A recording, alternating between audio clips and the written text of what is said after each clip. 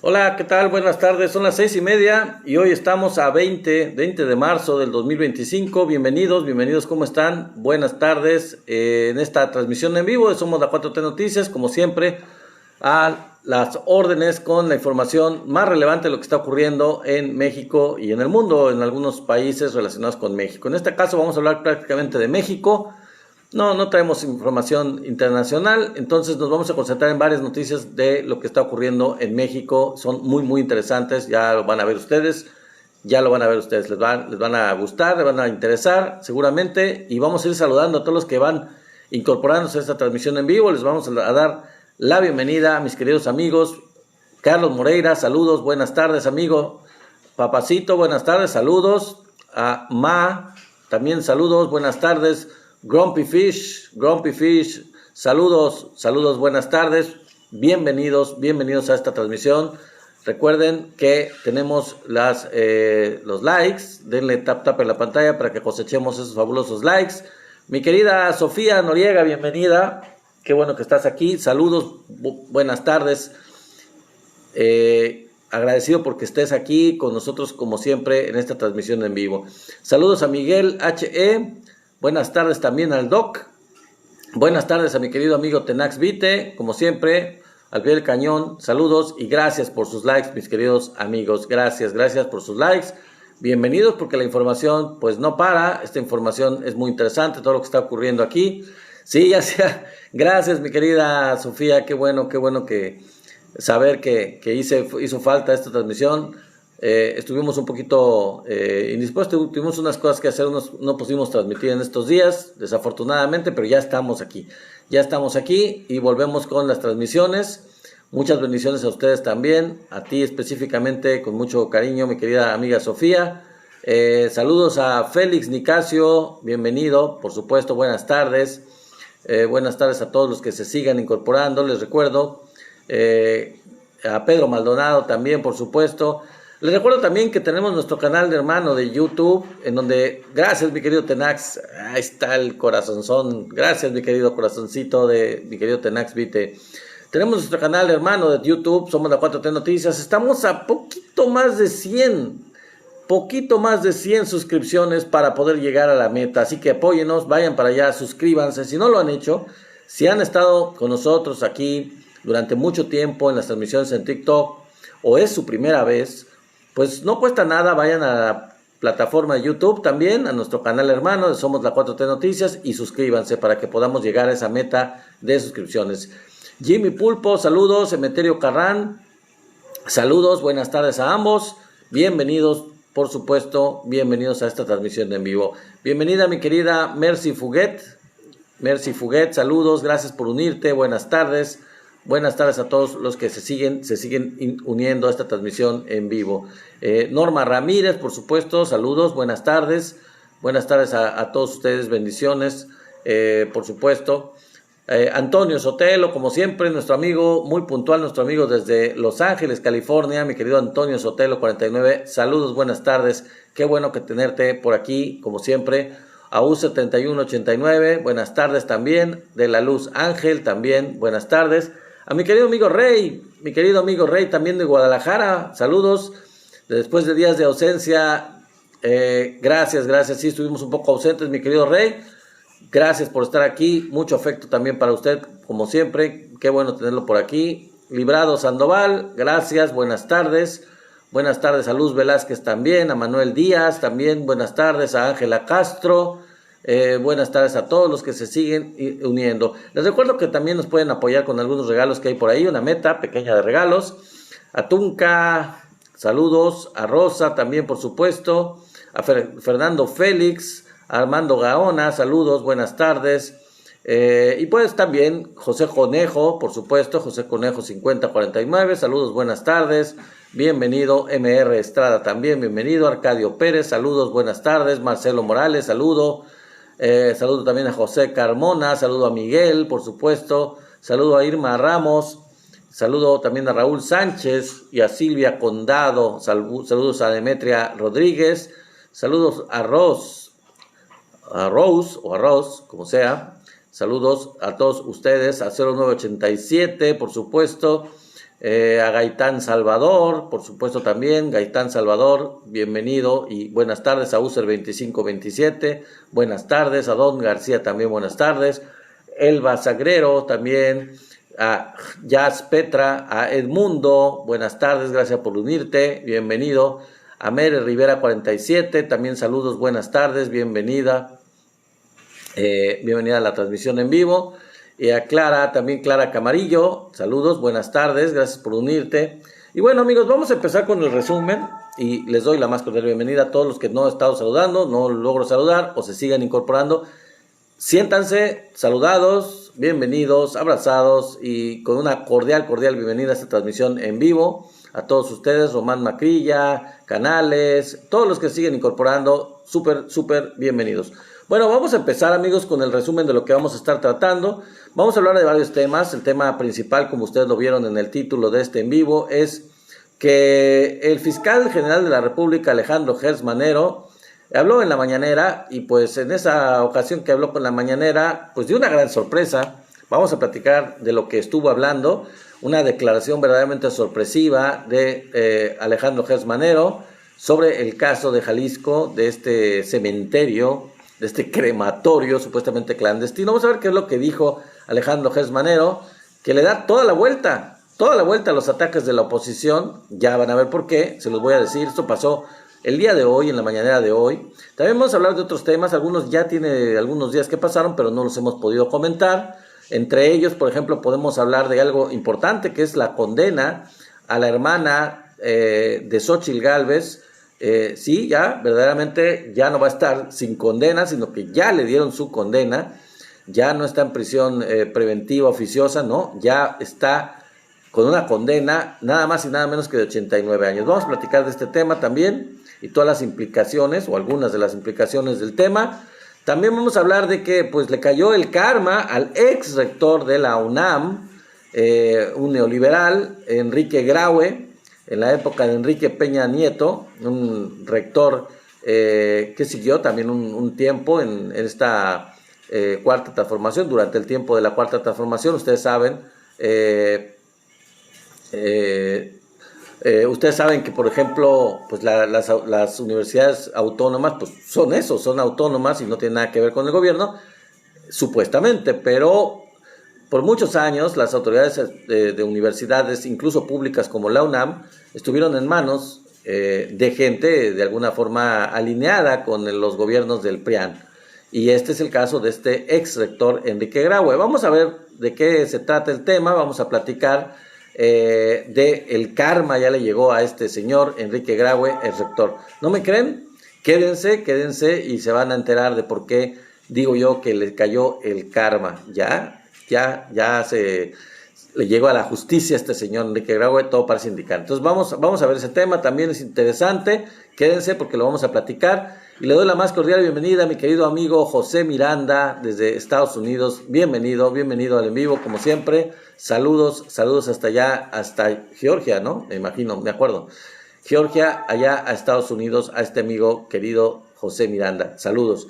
Otro tema que vamos a estar platicando es sobre la hija de López Dóriga. Ya en estos temas, estos 2-3 temas siguientes que voy a decir, lo que vamos a platicar, pues no son del todo muy positivos para la cuarta transformación. Es un poco crítica, un poco, digamos, pues un poquito de movimiento, de temblor dentro de la cuarta transformación por la hija. ¿Quién es la hija de López Dóriga y dónde anda metida? ¿Dónde está metida la hija de López Dóriga? ¿En la 4T? Bueno, vamos a platicar el tema, no se los adelanto, vamos a platicar por qué es un cisma, es un problema dentro de la cuarta transformación, esto que salió a la luz sobre la hija de López Dóriga. Vamos a hablar también de otra noticia no muy agradable, bastante nefasta, sobre el español catalán que radica en Yucatán, pues lo exoneraron, fíjense. La justicia de Yucatán, pues que lo exoneran a este español, a este catalán, una evidente injusticia, una cosa aberrante, verdaderamente horrible, en donde se ve el doble rasero, ¿no? Se ve el doble rasero con que se juzgan a los mexicanos y a los extranjeros que viven en México. Es una cosa de verdad aberrante, de verdad vergonzosa, en donde pues, no se aplica la justicia pareja, sino que se les da prioridad, se les da preferencia a los extranjeros, pues, pobrecitos, ¿no? Pobrecitos por ser extranjeros y vivir aquí, o al menos esto es un ejemplo de eso. Pero vamos a platicar más adelante del tema, ¿no? Y vamos a analizarlo. También un tema, pues, no, aquí sí no es negativo contra la 4T, sino más bien es una crítica muy ácida, muy fuerte contra lo que ocurría antes, lo que viene de antes de la época neoliberal en el Congreso de la Unión. Resulta que se descubrió la red de escorts que trabajaban tanto en la Cámara de Diputados como en el Senado. Es algo de verdad vergonzoso, pero que pues al llegar la Cuarta Transformación en 2018 salió a la luz, ya con testimonios, con lo que se enfrentó Morena en la Cámara de Diputados y en la Cámara de Senadores, simple y sencillamente con escorts que trabajaban y que no lo hacían freelance, sino que trabajaban y que estaban en nómina, que estaban contratadas y que tenían plazas. Vamos a ver de qué plazas se tratan dentro del Congreso de la Unión. Increíble, increíble. Vamos a ver qué hacían y vamos a ver qué fue lo que hizo Morena con este problema. Una vez que en 2018 pues, tomó las riendas del Congreso de la Unión, tanto en la Cámara de Diputados como en la Cámara de Senadores. Y pues estos son los temas, amigos, que vamos a estar tratando el día de hoy. Básicamente esta es la información que vamos a estar platicando. Espero que se queden porque es muy interesante. Son temas verdaderamente relevantes.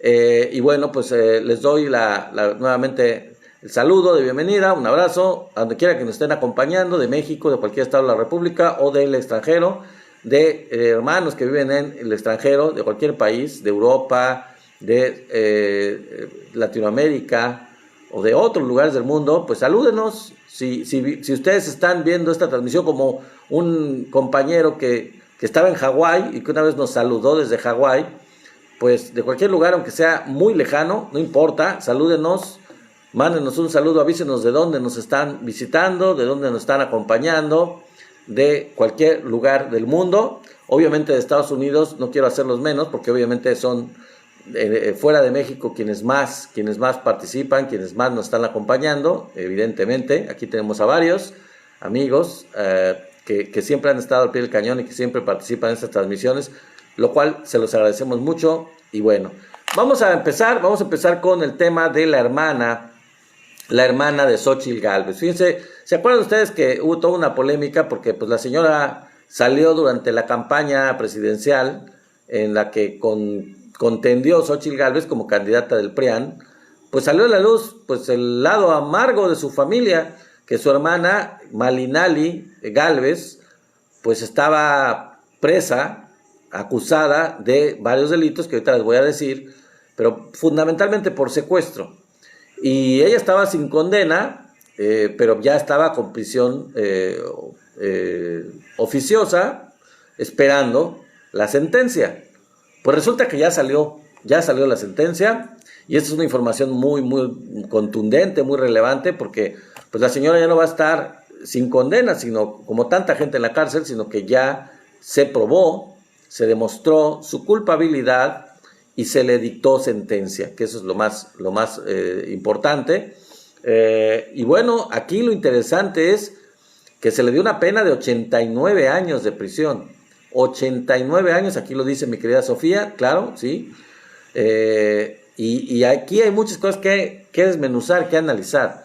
Por ejemplo, ver qué es lo que va a hacer la hermana de Xóchitl Gálvez, si se va a convertir en testigo colaborador, o como se le diga, para poder reducir su condena, para poder ver si le dan algún beneficio, si implica a otras gentes.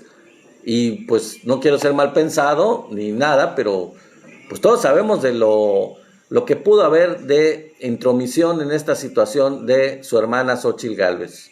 Así que es muy interesante este tema. Parece ser que la hermana de Xóchitl está, eso es lo que se dice, no me crean mucho, pero lo que está entre líneas es que la hermana de Xóchitl, para evitar una condena de 89 años, pues puede cantar, y si canta, pues va a cantar contra Xóchitl, a menos y es lo que está exigiendo ella, que pues Xóchitl apele. Está pidiendo la apelación de parte de Xóchitl para que la saque de este problema, y pues Xóchitl no es abogada, que yo sepa, pero aunque lo fuera, pues la amenaza está de que pide, de que exige a su hermana Xóchitl que la saque. Y la cuestión es qué es lo que va a hacer Malinali si Xóchitl no la saca, si Xóchitl no puede sacarla. ¿Qué es lo que va a hacer?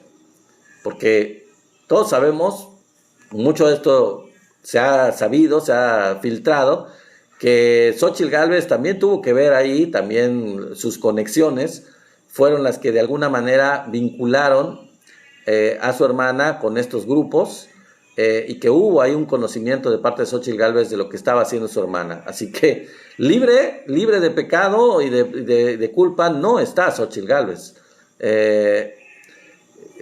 Dice Sofía, no es nada, no, que pague su condena. No, claro, obviamente, digo, lo lógico, mi querida amiga, es que debe pagar su condena porque son delitos muy graves. Y ahorita les voy a decir de qué se trata. Se le acusa, o por lo que se le condenó 89 años de prisión, es por secuestro, o el delito mejor conocido como privación ilegal de la libertad, que finalmente es secuestro, que es un cargo grave, gravísimo. Delincuencia organizada, otro cargo grave, bastante grave. Posesión de cartuchos de uso exclusivo del ejército, pues eso también es importante. Digo, no cualquiera, no estamos en Estados Unidos, mi querida hermana de Xóchitl Gálvez, no eres una ama de casa de Texas, como para poder tener un arma de uso exclusivo del ejército, un arma de alto poder. Y pues se le encontraron cartuchos de alto poder en su posesión, y pues ese es otro de los delitos de que se le acusa. También, aparte de los 89 años de prisión, se le exige un pago de una multa de 734,000 pesos. Pero pues lo más importante, ya aparte de los 734,000 pesos que yo creo que podría pagarlo su hermana con todo lo que se ha robado, ahí son los 89 años de prisión. Sí, Sofía tiene razón, recibió millones Xóchitl, ¿tú crees que no puede pagar 750,000 de pesos o más? Claro, por supuesto, y fácil, muy muy fácil, es una bicoca para ella, pero la condena es de 89 años, independientemente de si paga la multa o no. Entonces ahí sí está medio grave. Entonces, ¿qué va a pasar? Bueno, ya lo veremos qué va a pasar, pero por lo pronto la señora ya tiene condena y es de 89 años. Supongo que apelará, pero bueno, vamos a ver qué pasa, porque ¿saben qué es lo que preocupa? Que ahorita todavía está en el sistema de justicia, en el Poder Judicial, todavía está Norma Piña y sus aliados en el Poder Judicial. Entonces, híjole, a ver si no le dan alguna salvedad, busca algún amparo, alguna cuestión, si es procedente, porque pues, todavía no está la nueva Corte, el nuevo Poder Judicial renovado con la elección de junio próximo, todavía no se completa ese proceso. Entonces, pues vamos a ver, ojalá, y la verdad, como dice Sofía, ojalá y sí se haga justicia, ojalá sí se le condene, porque es un delito de verdad horrible, un delito gravísimo, el hecho de secuestrar a personas, es la cosa más aberrante, es una cosa horrible que un ser humano puede hacer, y no hay excusa para ese tipo de delito. La verdad es muy grave, es muy feo ese delito, por eso se han aumentado las penas, de hecho, se ha aumentado la pena para el secuestro precisamente por lo grave que es este delito. Dice Sofía, Norma Piña está ya a punto de sacarla. Pues sí, pero por lo visto mi querida amiga Sofía no pudo, algo debe haber pasado, pero no pudo sacarla, porque no solo eso, sino que ya la condenaron a 89 años de prisión. Así que, pues imagínense. Bueno, amigos, la siguiente información, que es la principal de este día, de esta transmisión en vivo, es la que tiene que ver con Alejandro Gertz Manero, el fiscal general de la República. Como ustedes saben, pues no es así como que santo de mi devoción, de muchos de ustedes me imagino que tampoco. No ha sido muy, muy contundente, no ha sido muy efectivo como fiscal general de la República. También es cierto que se ha enfrentado con la Suprema Corte, con las decisiones de los jueces, y bueno, ahí entre unos y otros se tiran la bolita, pero pues el fiscal no ha logrado pasar ese filtro, esa cuestión. Ya veremos si sigue en el cargo, obviamente después de la elección del nuevo Poder Judicial, a ver si todavía pone de pretexto al Poder Judicial. Ya no tendría por qué ponerlo. tendría que armar las carpetas de investigación sin ningún problema, sin que le pudieran poner ningún pero el Poder Judicial.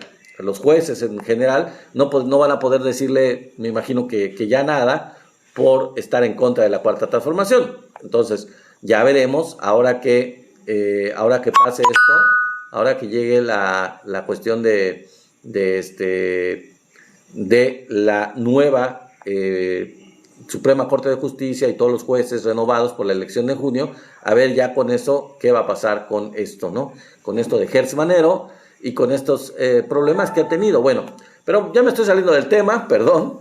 Gertz Manero pues habló en la mañanera y sacó una declaración sorpresa. La verdad es que yo creo que los chayoteros esperaban otra cosa, esperaban que dijera otro tipo de cuestiones, pero lo que sacó a relucir fue algo muy, muy fuerte, muy drástico, en donde probó punto por punto, fue diciendo cómo la Fiscalía del Estado de Jalisco sigue ocultando la información. Y todo indica, aunque no lo dijo con esas palabras, pero con lo que él expresó en la mañanera, todo indica que se trata de una fabricación de la Fiscalía del Estado de Jalisco para acusar a la Fiscalía General de la República y al Gobierno Federal de México, a la Cuarta Transformación, y al mismo tiempo lavarle las manos a el ex gobernador Enrique Alfaro, que ahí sí tiene que ver y tiene las manos metidas y tiene mucho vínculo con lo que ocurrió en ese lugar. Bueno, ¿qué fue lo que dijo Alejandro Gertz Manero? Ahí les va. En principio dijo, en una serie de puntos muy detallados, dijo, la Fiscalía del Estado de Jalisco no registró todo lo hallado.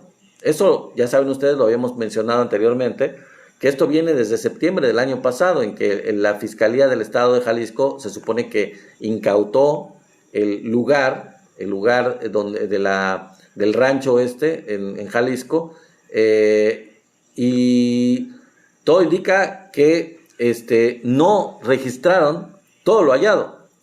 No hicieron tampoco un análisis pericial de las huellas. O sea, imagínense, no hubo un análisis pericial, que es lo que hace la Fiscalía normalmente en cualquier evento, en cualquier cateo, en cualquier investigación de un lugar en donde se han cometido delitos, pues las huellas en el lugar para determinar los posibles culpables. Bueno, no se hizo un análisis pericial de las huellas en el lugar.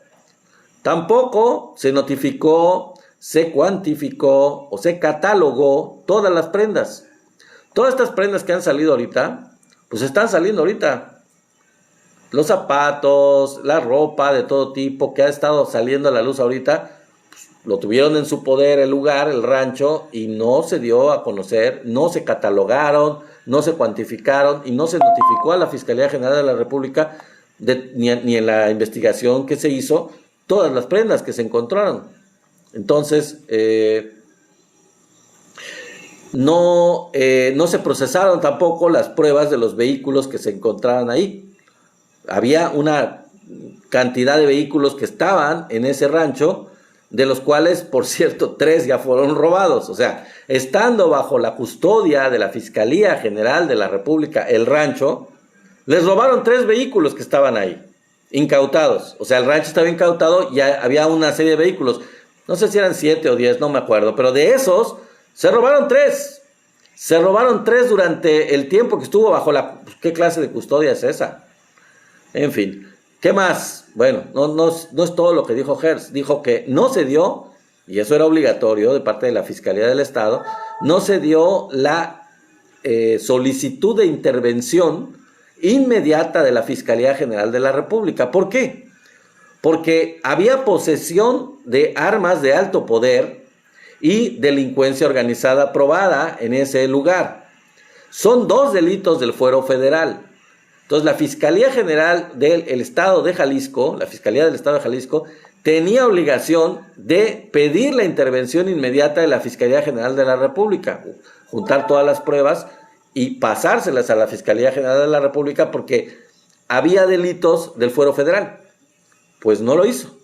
No lo hizo. Tampoco se hizo una inspección total y exhaustiva del lugar. Debió haber habido una inspección muy, muy detallada de todo el rancho, de todo lo que ahí había, ya dije de las prendas, de los zapatos, etcétera, y de todo lo demás. No hubo una inspección total y exhaustiva que esté como parte de la investigación de la Fiscalía del Estado de Jalisco.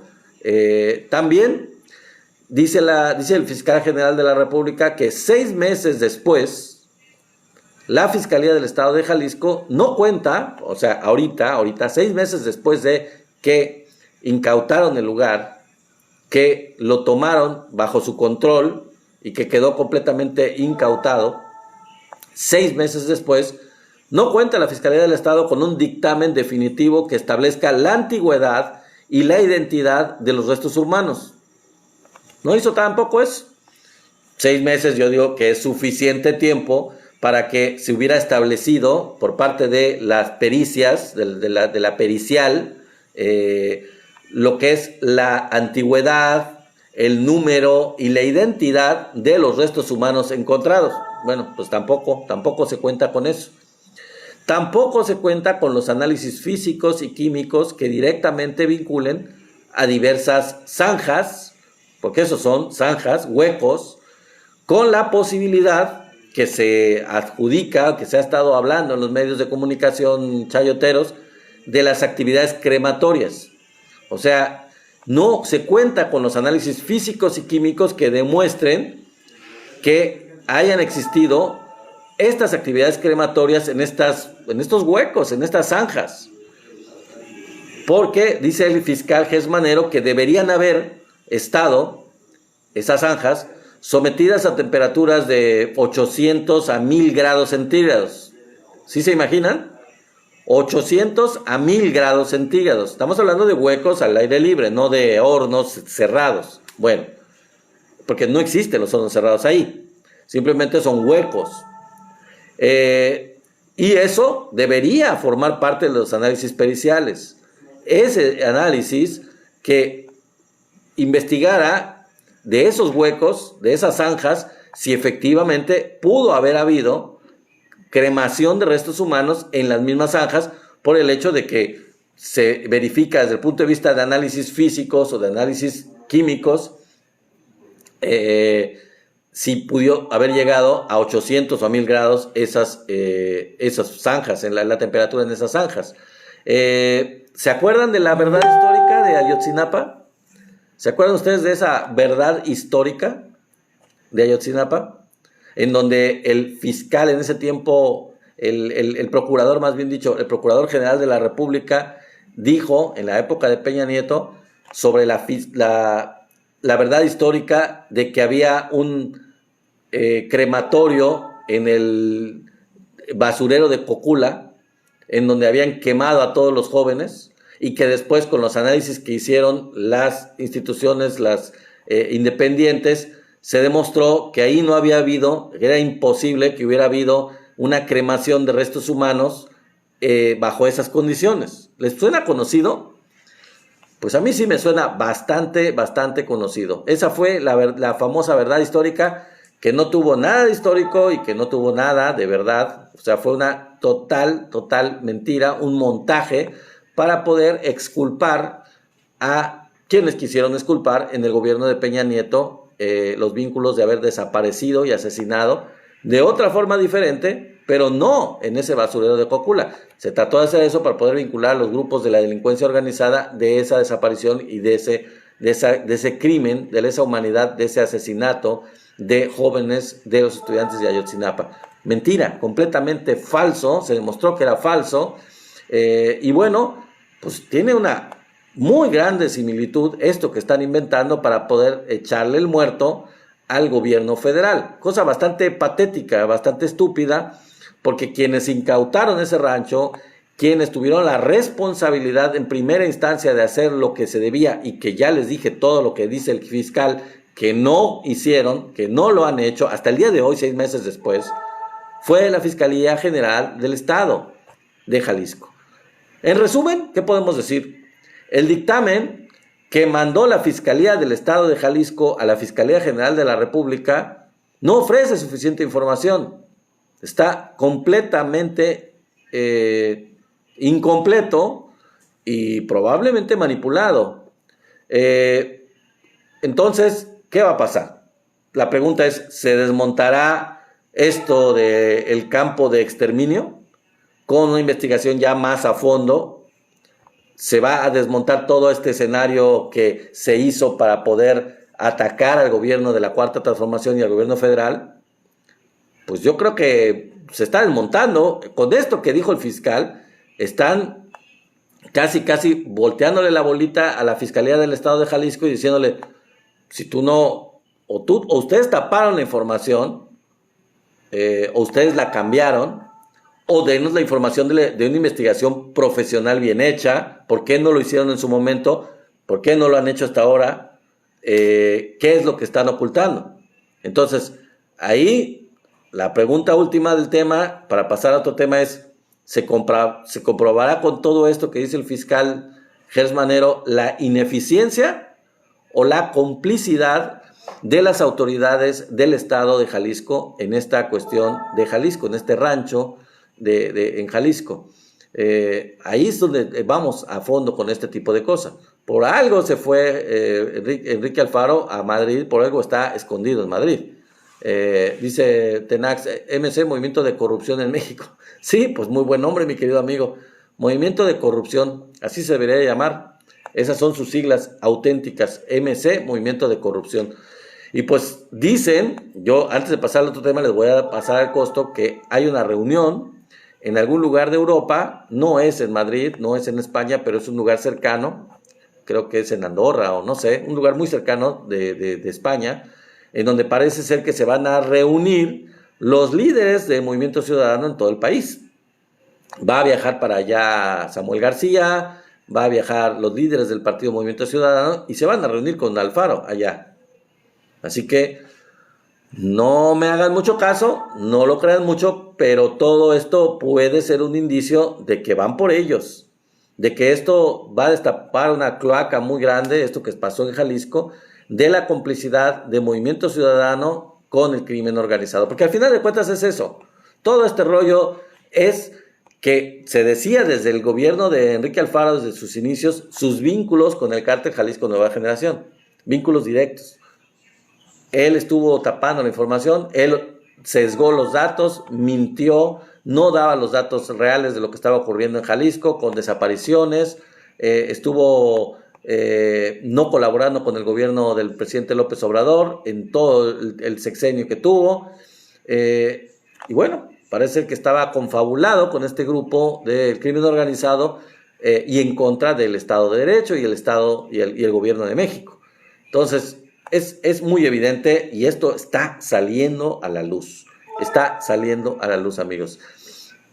Como dice Sofía, obviamente poco a poco sale a la luz. Sí, yo creo que sí va a salir. Entonces no me hagan mucho caso, pero yo creo que esta reunión, este cónclave que van a tener en Europa, líderes de todo el país, importantes líderes del Movimiento Ciudadano, pues es como para irle midiendo el agua a los camotes o para poder ver quizás alternativas legales de qué es lo que van a hacer ante esta ofensiva de parte del gobierno de la Cuarta Transformación, pero pues no es una cosa gratuita, no es porque quieran acabar con ellos nada más de gratis, es por todos estos vínculos que se pueden estar comprobando y que ya están en investigación por parte de la Fiscalía General de la República. Bueno, dice Tenax, conclave, movimiento de corrupción. Sí, movimiento de corrupción, mi querido amigo. Bueno, el siguiente tema, sin distraernos mucho para poder darnos el tiempo, es sobre el karma que le cayó a Enrique Graue. ¿Quién es Enrique Graue? Ustedes a lo mejor no se acuerdan, pero en el sexenio pasado, el presidente López Obrador, el rector de la Universidad Nacional Autónoma de México se llamaba Enrique Graue. ¿Y por qué digo que le cayó el karma? Bueno, fíjense que este rector, este ex rector de la UNAM, tuvo un acto bastante nefasto contra la ministra Yasmín Esquivel. Todo un plan desarrollado por la derecha, que pues está aliado, el ex rector está aliado con la derecha, con el PAN, con el PRI, para poder quitar del camino a la ministra Yasmín Esquivel. Se sabe, obviamente, que pues la ministra Yasmín Esquivel sabían ellos que era aliada de la Cuarta Transformación, que era simpatizante o, digamos, afín a la Cuarta Transformación, por decirlo de alguna manera. Entonces, querían quitarla del camino. Ya estaba en la Corte, ya hasta había sido electa como ministra de la Suprema Corte, entonces la idea era desacreditarla completamente y hacer algo para poder justificar su salida de la Suprema Corte como ministra. ¿Qué fue lo que hicieron? No sé si ustedes se acuerdan, si no se los volvemos a contar. Acusaron a Yasmín Esquivel de que plagió su tesis de licenciatura. Entonces, ¿qué fue lo que dijeron? Bueno, supuestamente la tesis, lo que decían ellos, lo que argumentaban es que la tesis de la ministra tenía un alto número de coincidencias con la de un tal Ulises Báez, que se había presentado un año antes. Fue todo un montaje, se había demostrado, ya después se demostró que no tenía nada de qué ver, no habían esas coincidencias, había sido todo un montaje para poder desacreditar y acusar a la ministra Yasmín Esquivel, y poderla quitar, poderla sacar del Poder Judicial, de la Suprema Corte de Justicia. Pues resulta que se le volteó todo a este ex rector y le cayó el karma. ¿Por qué? Porque van a tener que pagar 15 millones a la ministra Yasmín Esquivel por haberla acusado de este supuesto plagio de su tesis. O sea, ya se comprobó, evidentemente, lo que se sabía desde antes, que esto era un montaje, que era una mentira, que era una calumnia y que no había razones para suponer o para acusarla de haber plagiado la tesis que hizo de licenciatura.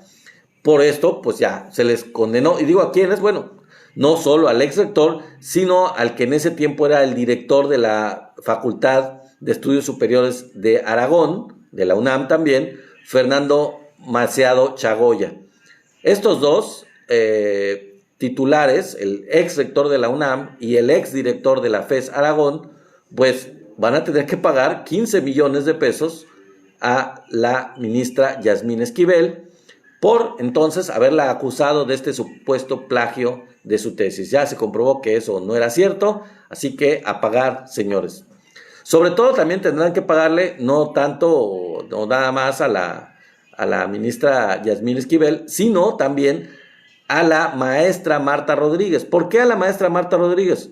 Porque la maestra Marta Rodríguez fue despedida en enero del 2023 precisamente porque se le acusó de causas graves de responsabilidad, así como faltas de probidad y de honradez en el desempeño de sus labores como académica y como directora de tesis profesionales.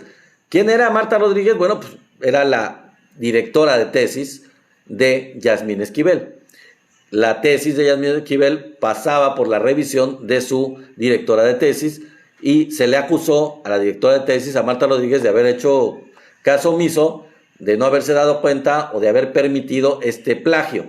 Plagio que, como les digo, pues no existió. Entonces tendrán que pagar el ex rector y el ex director de la FES Aragón 15 millones de pesos a la ministra Yasmín Esquivel y a la maestra Marta Rodríguez. Supongo que a la maestra Marta Rodríguez la van a regresar a ocupar su puesto en la Facultad de Estudios Superiores de Aragón, donde trabajaba como maestra y donde se la había corrido precisamente por esta acusación falsa. Sabemos perfectamente, ya lo dije yo hace un momento, que todo esto fue una verdadera asquerosa maniobra para eliminar a Yasmín Esquivel, que era, lo sabían perfectamente la derecha, y el ex rector lo sabía, ministra afín a la Cuarta Transformación.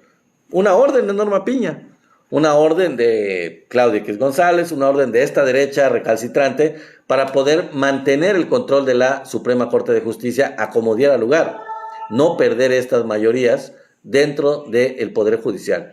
Pero pues no pudieron, no se demostró, no pudieron quitar a la ministra Yasmín Esquivel en ese momento, pero ahora ya vino la contrademanda y ya vino la pena que se le va a aplicar a quienes inventaron esta falsedad, crearon esta calumnia y ahora van a tener que pagar. Y 15 millones de pesos. Ya se les acabó, dice José Miranda. Pues sí, ya se les acabó. Y en junio entra la nueva Suprema Corte y entran los nuevos jueces. Así que pues ya van de salida. Ahora, antes de pasar a otro tema, les quiero decir, ¿cuál es la situación aquí con esto? Bueno, si esto procede rápido, esto de los 15 millones, esto de la cuestión de que tienen que pagar los 15 millones y todo el proceso pasa rápido, quizás los jueces actuales afines a Piña podrían darles un amparo al ex rector y al director de la FES Aragón. Y entonces, pues, no tendrían que pagar los 15 millones. Pero a veces estos procesos se tardan tiempo. De hecho, se tardó, imagínense desde cuándo fue todo este proceso que inventaron el plagio, que surgió la demanda, que se demostró que era falso y hasta ahora están contrademandando y salió la pena para quienes inventaron la calumnia. Entonces, ahora viene el tiempo para que estos personajes corruptos, el ex rector y el ex director, pues se defiendan. Y pues quizá este tiempo para que proceda esto pase de algunos meses y ya estamos al final de marzo y al principio de junio viene la renovación del Poder Judicial. Entonces, les digo, si procediera rápido, pues olvídense, probablemente el Poder Judicial actual busque la manera de darles un amparo y pues no van a tener que pagar los 15 millones de pesos. Pero si toma más tiempo, que yo espero que sí, pues será difícil echar atrás la resolución y tendrán que pagar. Los 15 millones. Dice mi querido José Miranda, ¿por qué no eliminan el amparo? Esa es una buena pregunta, mi querido José Miranda. El amparo tiene sus bemoles. A veces, o sea, en el óptimo de los casos, el amparo es una ventaja para el acusado de algo injusto para poderse defender ante tribunales, ante acusaciones falsas. Pero se ha usado de una manera desafortunada para proteger delincuentes de cuello blanco, para proteger gente con recursos, con dinero y para poderles dar impunidad. Entonces, es una discusión difícil. Si se elimina, mi querido José, pues entonces no habría, digamos, la salvedad o el mecanismo o la manera de cómo una persona que fuera acusada de manera falsa pudiera tener una herramienta para poder protegerse, defenderse de las injusticias. Y bueno, pues eso se tendría que ver. Yo no sé mucho la cuestión legal, pero tendría que analizarse pros y contras porque ciertamente se ha prestado para algo, lo que no, para la impunidad. La impunidad de los poderosos, evidentemente. No ha funcionado como debiera para quienes debiera proteger. Pero dice José Miranda, pero algo que se vea injusto que no lo apliquen, que lo apliquen. Pues sí, pero precisamente por eso, mi querido José Miranda, se trata de que yo creo que primero se renueve el Poder Judicial, a todo el Poder Judicial, para que efectivamente no sea un Poder Judicial que esté enfocado en el derecho, sino que esté enfocado en la justicia, que verdaderamente imponga justicia. Sí, ahí me está preguntando también Luis Enrique. Precisamente esa es la cosa, mi querido amigo Enrique. O sea, tiene sus bemoles el hecho de eliminarlo. Yo creo que lo que tiene que haber es la renovación, que ya va a ser ahora, del Poder Judicial, y una vez que se renueve, pues entonces pensar en conveniencia e inconveniencia con un Poder Judicial realmente autónomo, realmente profesional, realmente pues honesto, digamos, que no sea proclive a ser comprado por los millonarios, por las corporaciones, etcétera, por los ricos, por los poderosos. Pues entonces a lo mejor pensar en la conveniencia de quitar o no quitar el amparo. Bueno, pasemos a otro tema antes que se nos acabe el tiempo. Vamos a hablar de la hija de López Dóriga, que es un tema que no es muy productivo no es muy bueno para la Cuarta Transformación. Aquí sí no. Esta señora se llama, muchacha, porque es joven todavía, se llama María José López Dóriga Pérez Romo. No, hombre, López Dóriga Pérez Romo, sí. todavía siguen teniendo nombres rimbombantes, como si fuera de la nobleza española. Recordemos que López Dóriga es español. Pues esta muchacha, hija de López Dóriga, se llama, les digo, María José López Dóriga Pérez Romo. ¿Dónde trabaja? Actualmente esta señorita trabaja en las oficinas del secretario de Relaciones Exteriores como directora de área. Y ustedes dirán, bueno, ¿y ese puesto qué es? Bueno, pues directora de área es un puesto inmediatamente inferior al del subsecretario de Relaciones Exteriores. O sea, está el secretario de Relaciones Exteriores, después está el subsecretario o los subsecretarios y después están los directores de área. Bueno, esta señorita, María José, es directora de área, pero solo tiene licenciatura en comunicación, ¿eh? Y no crean que es una muchacha, una profesionista de muchos años de carrera en el servicio diplomático, lo que sea. No, no, no. Tiene licenciatura en comunicación. Y eso es lo que tiene. Y es directora de área de Relaciones Exteriores. Bueno, pero eso no es todo. Lo interesante es que de mayo del 2019 a marzo del 2022, si se dan cuenta, de 2019 al 2022, ella trabajó en la misión permanente de México ante las Naciones Unidas como asesora de candidaturas y diplomacia pública. Fíjense, ¿cuántos años tendría? Si eso ya tiene un poquito, tiene unos 3, 4 años, ¿no? 5 años. Imagínense, en la misión permanente de México ante las Naciones Unidas como asesora de candidaturas y diplomacia pública. ¿Y qué creen? ¿Cuál es su jefe actual y cuál era su jefe en ese tiempo? El mismo. El embajador en ese tiempo, 2019 a 2022, el entonces embajador de México ante las Naciones Unidas, Juan Ramón de la Fuente. Era su jefe. Era el embajador. Y actualmente es el secretario de Relaciones Exteriores. Sigue siendo su jefe. ¿Qué fue lo que pasó?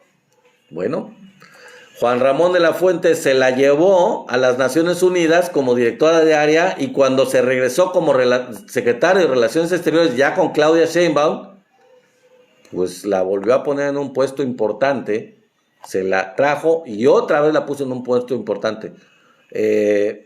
Por esto que les digo, resulta muy claro, clarísimo, que es muy, pero muy cercana a Juan Ramón de la Fuente. ¿Cómo no va a ser muy cercana si él la puso como directora de área en Naciones Unidas, en la Embajada de México en Naciones Unidas, y después se la trajo cuando fue ya ocupó el puesto con Claudia Sheinbaum de secretario de Relaciones Exteriores? Otra vez en un puesto pues, importante y cercano al secretario, en este caso, de Relaciones Exteriores. En fin. Bueno.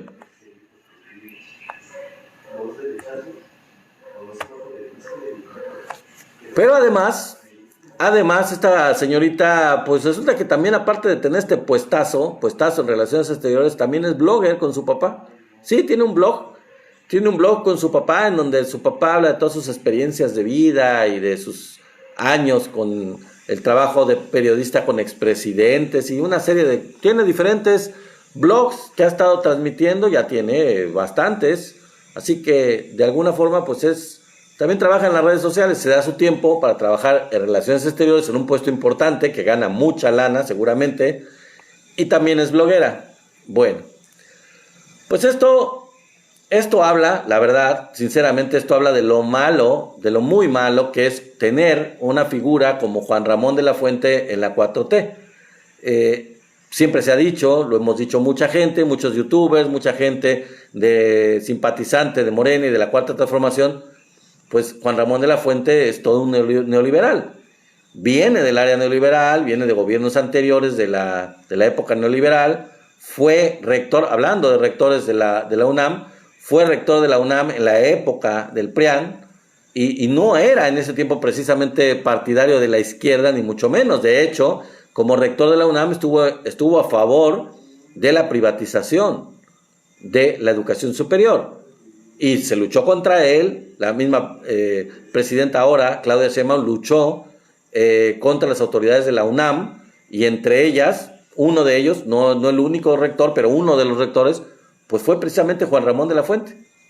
Ni modo, o sea, realmente yo no coincido con el hecho de que lo tengan ahí, pues tanto el presidente López Obrador como la presidenta Claudia Sheinbaum de alguna forma pensaron que era una pieza clave por su experiencia a nivel internacional, las relaciones con Estados Unidos, etcétera, y pues ni modo, pero pues en el pecado se ha llevado la penitencia porque pues este señor está teniendo ahí un exceso con alguien de la derecha, de los comentócratas, de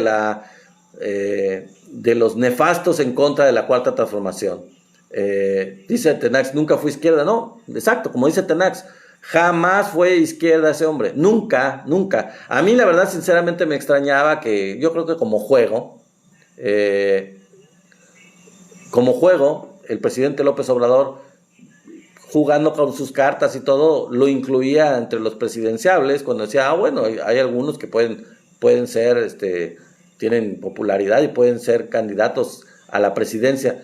La verdad es que pues era un show, o sea, era no sé, no lo entiendo, realmente ahí para hacer juego, a lo mejor era un juego del presidente López Obrador, pero tenerlo ahí, la verdad, pues es un lastre, así como otras figuras que no son de la 4T, que no son de la izquierda, como dice Tenax, y que siempre se han mantenido del lado neoliberal, pues digo, sigue siendo un lastre. En fin, vamos a pasar a otro tema, que es el que tiene que ver con el español que exoneraron en Yucatán. Desafortunadamente, es increíble, este catalán, le dijeron, usted disculpe, estuvo solo 11 días detenido, solo lo multaron con 8,000 pesos por la reparación del daño, que fue mucho mayor en valor, lo que destruyó en el café fue mayor a los 8,000 pesos, y la víctima del ataque de este personaje asqueroso, horrible, había pedido que se le diera 6 meses a 1 año por violencia de género, que se le acusará por violencia de género, porque eso fue lo que hizo, aparte de los destrozos que causó en el local, pues lo que él ejerció contra ella fue violencia de género. Y por eso la pena por lo menos tenía que ser de 6 meses a 1 año de prisión. Pues no. ¿Saben lo que le dijeron? Bueno, durante una audiencia que se realizó el martes en el Centro de Justicia Oral de Mérida, se estableció que el extranjero señalado deberá cumplir con algunas condiciones durante 6 meses.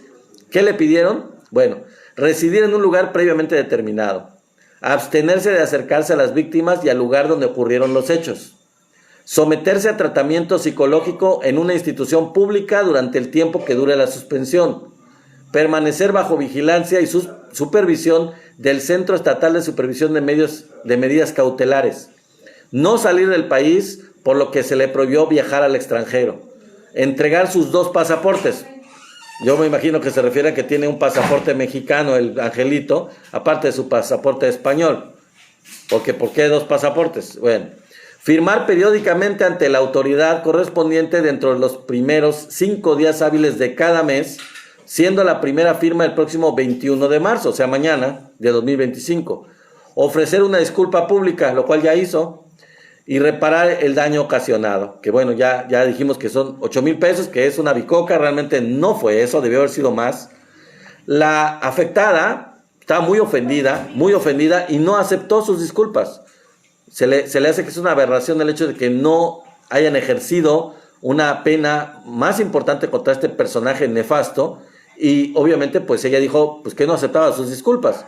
Ahora yo lo que les dejo al aire a ustedes es lo siguiente: si hubiera sido al revés, si hubiera sido un mexicano que agrediera a este empresario aparentemente extranjero, catalán, ¿qué hubiera pasado? Lo hubieran metido a la cárcel. Lo hubieran metido a la cárcel con prisión preventiva oficiosa, seguramente en lo que ven, si había condena o cuál era la condena, y el pobre personaje estaría por haberse exaltado contra un extranjero preso sin juicio, probablemente. Y hay que decir que ahí en Mérida, en cualquier lugar del país, pero específicamente vamos a hablar de Yucatán, pues si una persona hambrienta, pobre, se roba un pollo, pues lo condenan a 15 años de prisión, ¿eh? Y pues si el pobre es pobre, porque pues para eso buscó el pollo, porque no tiene que comer, pues ¿quién lo va a defender? ¿Qué abogado lo va a sacar? Les digo prisión preventiva oficiosa en lo que averiguan y se quedan ahí, como dice Tenax, lo crucifican, ¿sí? 15 años de prisión nomás, porque sí. O sea, es una cosa que de verdad, se tiene que poner un alto a esto. No puede haber este tipo de privilegios para los extranjeros. Una cosa es que los mexicanos sean muy buena onda, seamos muy buena onda y que los traten muy bien y que los reciban muy bien y que sean felices aquí y que le rueguen a la presidenta por hacerse mexicanos y porque les den el pasaporte mexicano y les den la nacionalidad mexicana. Y otra cosa es que actúen de una manera tan prepotente, tan agresiva, que cometan delitos y que no se les haga nada. No, ese doble rasero no puede ser. No debe de ser, ya estuvo bueno, o sea, hay que defender a lo propio, lo del país. Y no se trata tampoco, como en Estados Unidos o en otros países, de ser racistas o de ser xenofóbicos y de tratar mal a los extranjeros que residen aquí por ser extranjeros. No, no estoy diciendo eso, no. Pero no se puede permitir que ellos delincan, que ellos infrinjan la ley, que ellos abusen de una persona, que infrinjan una cuestión de delito por violencia violencia de género y que no se aplique nada contra ellos, que se les perdone, porque esta pena realmente es irrisoria. Lo que se les dio es algo de verdad ridículo, sinceramente. Dice José Miranda, al rato nos va a ver con cara de... Sí, o sea, es que esa es la cosa también, mi querido José. O sea, si se les permite este tipo de estupideces, de exabruptos y que no pasa nada, pues al rato le van a escupir a cualquier mexicano, lo van a tratar, que ya está pasando en algunos lugares de México, van a correr a una persona de la vía pública, lo que pasó también en Mérida de un ciego que estaba pidiendo limosna y que una persona extranjera ahí le gritó y le dijo que no tenía por qué andar haciendo eso, que no sé, prohibiéndole que pidiera dinero en la calle a una persona. Digo, de veras, o sea, y en otros lugares donde se han exaltado y han dicho que no, que quiten la música y que ellos no tienen por qué andar tocando la música, pues los que están fuera de su propio país son estos extranjeros. ¿Cómo tienen los tamaños o la prepotencia para poder estarle exigiendo a los mexicanos que hagan lo que ellos se les dé la gana, lo que ellos quieren, cuando ellos son los visitantes, cuando ellos tienen que respetar a los de aquí, primero que nada? Hay que recordarles que no están en su país, por supuesto, que estén bien, que se les trate bien, por supuesto, pero que ellos no traten mal a los mexicanos, que tampoco se trata de eso. Cuidado con la impunidad, como dice José. Bueno, pasamos al siguiente tema, y es el último, mis queridos amigos, que con esto vamos a cerrar con un broche de oro medio turbio. Fíjense que hay una red de escorts que se descubrió en el Congreso de la Unión, ¿sí? Viene de la época del PRIAN, qué raro, ¿no? De la época del PRIAN, una red de escorts adscritas al Congreso, a la Cámara de Diputados y a la Cámara de Senadores. Sí, hay un grupo de muchachas que son escorts, que estaban en nómina en el Congreso como asesoras y otras como edecanes. Pero, pues además de llevar el cafecito a los diputados, a los senadores, o los cacahuates en las sesiones o lo que sea, pues también daban otros servicios. Ya se pueden ustedes imaginar de qué servicios estoy hablando, ¿sí? Una misma edecán, es lo que dijo una diputada, expresó una diputada de Morena, que una misma edecán rolaba entre varios diputados o senadores durante las sesiones maratónicas. Vamos a suponer que había una sesión maratónica en la Cámara de Diputados o Senadores porque se iba a votar por una ley y se estaban tomando las decisiones, se tenían que quedar ahí los diputados o los senadores. Pues ahí pasaba la edecán, más bien dicho escort, por las oficinas de los susodichos diputados, uno tras otro, varios, uno tras otro, en estas sesiones maratónicas. Es asqueroso, es inconcebible, es una cosa nefasta. Pero antes de terminar les diré, bueno, a ver, ustedes se preguntarán, ¿no? Se van a preguntar, bueno, ¿qué hizo Morena, no? Porque pues Morena llegó y tuvo mayoría a partir de la entrada del presidente López Obrador, tanto en la Cámara de Diputados como en la de Senadores. Eventualmente tuvo mayorías en el Congreso Morena, ¿no? Y la Cuarta Transformación. ¿Qué hizo Morena? A partir de 2019, ¿no? Pues Morena no podía simplemente llegar y decir, no, ¿sabes qué? vamos a correrlas. Pues no, porque pues estaban adscritas, o sea, estaban en nómina del Congreso. O sea, eran asalariadas, contratadas legalmente en el Congreso de la Unión. Estaban en nómina. Entonces, no podía Morena simplemente decir, ¿saben qué? Lléguenle, o sea, las corro. ¿Con qué bases? Desde el punto de vista legal, ¿no? ¿Qué fue lo que hizo Morena? Pues les aplicó exámenes para ver si en verdad calificaban como lo que supuestamente eran, como asesoras sobre todo, ¿no? Pues en su caso de decanes, pero sobre todo asesoras, porque la mayoría de ellas tenían un puesto que las asignaba como asesoras de los diputados, asesoras de los senadores. Entonces, ¿en verdad calificaban como asesoras?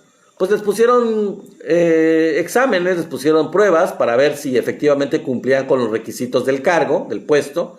Y claro, la mayoría pues no pasaron. La mayoría, no les extraña a ustedes mucho, ¿no? La mayoría no pasaron por estas calificaciones, o sea, no pasaron el examen porque no contaban con las habilidades para ese puesto de asesoras. Y así fue que Morena las fue, o la Cuarta Transformación las fue sacando de los cargos o de la nómina en el Congreso de la Unión. De manera legal, de manera justa, de manera legal, pues realmente no estaban en el puesto en el que se supone que tenían que estar, no tenían la capacidad para poderlo ocupar, no contaban con los requisitos, ya se me olvidó cómo se dice, bueno, con la experiencia o con el currículum o lo que sea como para ocupar ese puesto. Contaban con otro tipo de características. Dice la diputada que dio esto a conocer, dice, yo no quiero ser mala onda, no quiero prejuzgar, pero yo en cuanto llegué me di cuenta, yo veía a las muchachas y pues yo las veía, pues la verdad muy guapas, muy bien vestidas, y no es que eso esté mal, dice la diputada, no es que sea el hecho de ser guapa, de ser atractiva, de ser jovencita, no es que esté mal, no es que les acuse de algo, pero me pareció sospechoso, me llamó la atención, pero después me hice amiga de una de ellas, empecé a platicar con ella y ahí fue que me contó y me enteré de lo que estaba pasando, que en realidad pues eran escorts, y ustedes y yo sabemos qué es lo que hacen las escorts. Digo, es una manera muy, muy nice, muy fifí, digamos, de alguna forma, de decir otro tipo de labor a la que se dedicaba, ¿no? De hecho, estas escorts salieron en algunos videos que fueron muy famosos, mi querida amiga Sofía, fueron muy famosos de los panistas, en donde los panistas estaban en un merequetén, en una fiesta ahí tremenda, baile y baile con unas muchachas. Pues estas muchachas eran las escorts y estaban en nómina. Que tanto se les criticó a los panistas hipócritas, los cínicos panistas tan golpe de pecho, tan persinados ellos, tan qué bárbaro. Y ahí bailando con las escorts de manera bastante proyectada, digamos. Y pues eran estas muchachas. Muchos pensábamos que eran contratadas de fuera, o sea, personas que para los servicios ya saben ustedes de qué. No, eran escorts que estaban trabajando para ellos, que estaban asignadas, que estaban en nómina. Pero pues así las trataban. Las cariñosas, dice mi querido Tenax. Sí, pues sí, imagínate. Así es. Ay, ay, ay, dice mi querido José Miranda. Sí, así de triste, así de feo, pues ni modo. Y ahí estaban. ¿Y quién pagaba eso? Pues nosotros.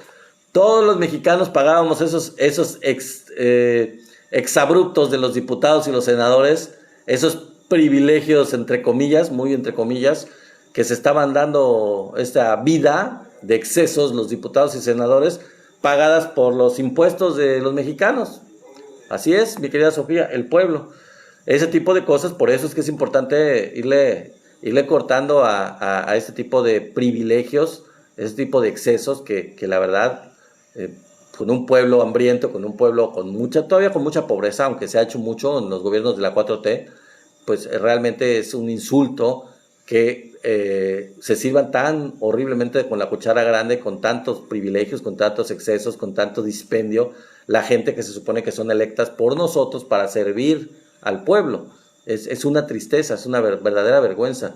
Y dice Sofía, por eso andan bien ardidos. Por eso andan bien ardidos, porque salen a relucir, mi querida Sofía, todo este tipo de cuestiones, de excesos. Son unos cinicazos, son unos hipócritas. Ya no tienen cara como para poder andar diciendo, ay, es que nosotros somos... O sea, ¿qué van a decir? Si ya se les han descubierto todas sus porquerías. En fin, amigos, pues muchas gracias por estar aquí. Muchas gracias. Disculpen por la falta de estos días anteriores, pero ya hoy continuamos con los en vivo. Nos vemos el lunes. No olviden suscribirse en YouTube. Somos la 4T Noticias. Nos vemos hasta el lunes.